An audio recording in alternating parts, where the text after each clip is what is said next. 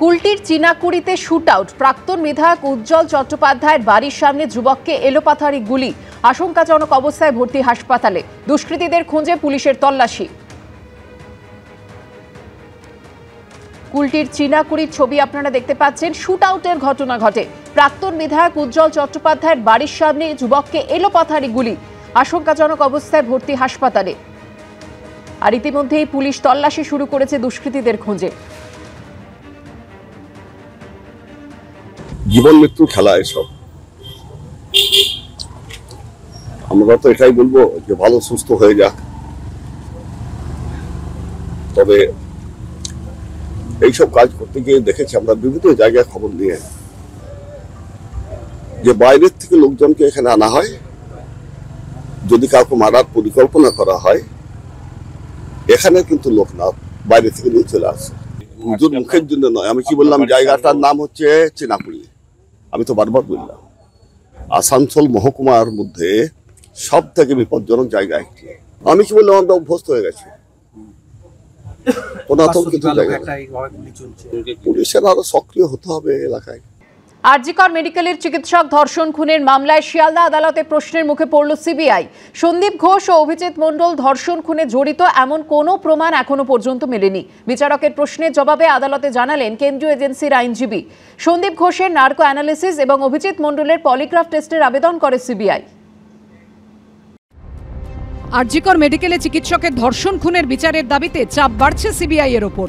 শুক্রবারও পথে নেমে সরব হয়েছে জুনিয়র ডাক্তার থেকে নাগরিক সমাজ। আর কতদিন সময় চাই?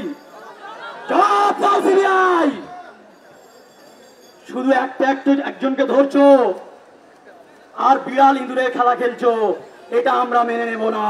সুপ্রিম কোর্ট ডাইরেকশন দিচ্ছে যত তাড়াতাড়ি পারো এইরকম যা কালপিট আছে, যারা এই অন্যায়ের সঙ্গে জড়িত, তাদেরকে ধরো আর তাদেরকে সমস্ত সমাজের সামনে এক্সপোজ করে দাও।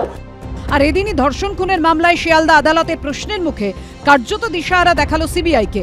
শুক্রবার আরজিকর মেডিকেলের প্রাক্তন অধ্যক্ষ সন্দীপ ঘোষ, টালা থানার ওসি অভিজিৎ মণ্ডলকে নিজেদের হেফাজতে চায় কেন্দ্রীয় এজেন্সি।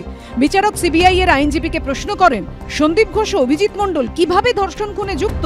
তাদের বিরুদ্ধে কোনো প্রমাণ পেয়েছেন নাকি তারা তথ্য প্রমাণ লোপাটে যুক্ত?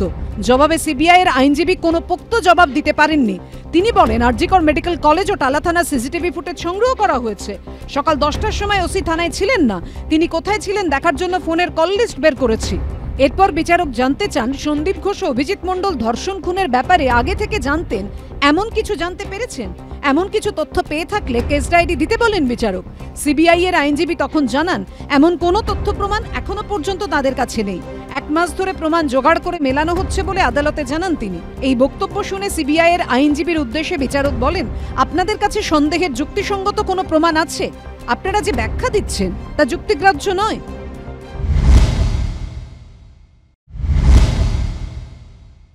আমরা মনে করি 40 দিন হয়ে গেছে, এখনও পর্যন্ত তদন্ত আরও এগোনোর উচিত ছিল এবং সেই জন্যই আমরা যে সিবিআই দেশের সর্বোচ্চ সংস্থা, তাদের ওপর আমরা এখনও পর্যন্ত ভরসা হারাচ্ছি এই শব্দ বলছি না, কিন্তু আমরা তাদেরকে চাপে রাখছি। আমাদের সমস্ত এখানে অবস্থান কর্মসূচির মাধ্যমে বা এইখানের যে পথসভা, তার মাধ্যমে আমরা সিবিআইকে বার্তা দিচ্ছি যে আপনারা থমকে যাবেন না।